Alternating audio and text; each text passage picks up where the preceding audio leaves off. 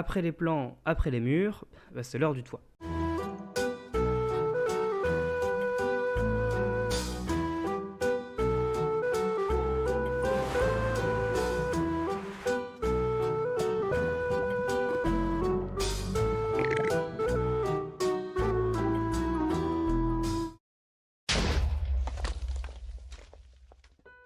Ah, le toit, une étape qui peut paraître si simple, expéditive même, mais qui s'avère en fait être très importante. Le toit peut déterminer à lui seul si ton build sera beau ou moche, hein, que tes murs soient laids ou géniaux, que ton plan soit un cube, ou un... Enfin bref. Le toit a la possibilité de tout changer. Je rigole pas, hein, vraiment. Donc là, avec un beau toit, et maintenant, si je change...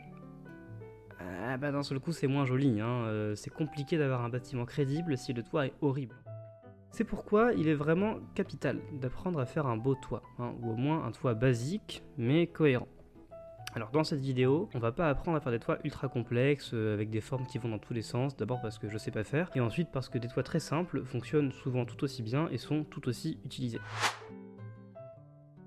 Alors la base des bases, le B à bas du toit, c'est ce qu'on va appeler le toit à 45 degrés. Vous savez, c'est celui-là avec les escaliers, tout simple. Il peut paraître tout bête ce toit, mais il est très pratique. Il est très communément utilisé par tous les builders parce que il a une jolie pente, il est régulier, en fait c'est vraiment une base solide quoi. Et en plus, il est super simple à faire. Regardez, un escalier à l'endroit, un à l'envers derrière, et on monte. Jusqu'à arriver en haut. De l'autre côté, même chose, et une fois en haut, un bloc et une dalle pour couronner le tout, et c'est bien, pas besoin de plus.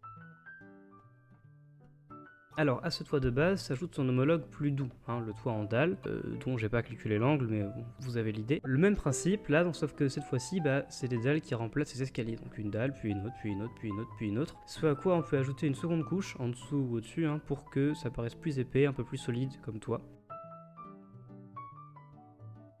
Et surtout, la règle, c'est que votre toit doit dépasser du mur, par pitié.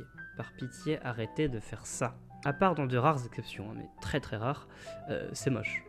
Faites dépasser votre toit d'au moins un bloc, voire 2 ou 3 si vous faites un build de grande taille. Hein. Vraiment, n'hésitez pas à dépasser beaucoup, mieux vaut plus que pas assez, franchement. Alors le toit à 45 degrés c'est sympa, c'est cool, mais parfois on peut avoir envie de faire un peu plus de complexité quand même. Hein. Notamment si on fait du build médiéval ou classique, on peut vouloir un peu plus raidir la pente. Donc pour ce faire, c'est très simple, je repars de ma base de toit en escalier, sauf que je vais espacer chaque couche d'escalier d'un bloc, comme ceci. Donc cette façon, et ben voilà, ça monte beaucoup plus vite et le toit est plus raide. Hein, là on a vraiment des pentes qui sont plus pour des builds un peu médiévaux, type cathédrale ou même des maisons médiévales. Donc c'est un bon début, mais c'est toujours pas suffisant. On peut encore affiner cette forme en la courbant. Donc la méthode, là encore, c'est pas très dur, hein. Je prends ma base, donc toujours escalier, je rajoute un bloc. Je remets une base, mais cette fois, au lieu de rajouter un bloc, j'en rajoute 2. Puis encore 2, puis les 3, puis 4 peut-être. Et voilà, vous voyez, en augmentant de plus en plus la distance qu'il y a entre nos couches d'escalier, on courbe le toit et on le rend beaucoup plus élancé, beaucoup plus en pointe. Hein, là, c'est vraiment plus qu'on aurait sur du fantasy par exemple. Alors tout de même, attention à ne pas abuser de ça parce que vous finirez par avoir des toits beaucoup trop grands. Hein. Si votre build devient trop large, ce sera de suite beaucoup moins beau, vous aurez un toit qui sera beaucoup plus haut que le build, ça fera bizarre. Pour pallier ce problème, c'est possible de commencer par une base plus douce, un peu comme la base en dalle par exemple.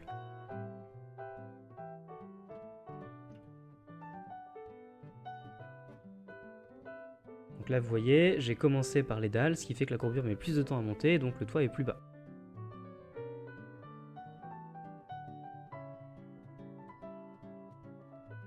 Quand vous savez faire un toit simple, un toit plus raide, et un toit plus raide et courbé. Maintenant, il reste plein de toits super spécifiques, hein, les toits de tours, les dômes, ce genre de choses, mais on verra ça dans une prochaine vidéo. Donc voilà ce qui conclut cette vidéo. Alors je sais qu'il y a eu beaucoup d'attentes, hein, enfin beaucoup de temps entre la précédente vidéo et celle-ci. Voilà, donc j'espère que l'attente n'a pas été trop longue. Et si ce n'a pas été le cas, n'hésitez pas toujours à commenter, j'aime beaucoup vos commentaires, ils sont très agréables à suivre. À liker, regarder, voilà, ça me fait toujours très plaisir de suivre les stats là sur YouTube. Bref, sur ce, je vous dis à la prochaine.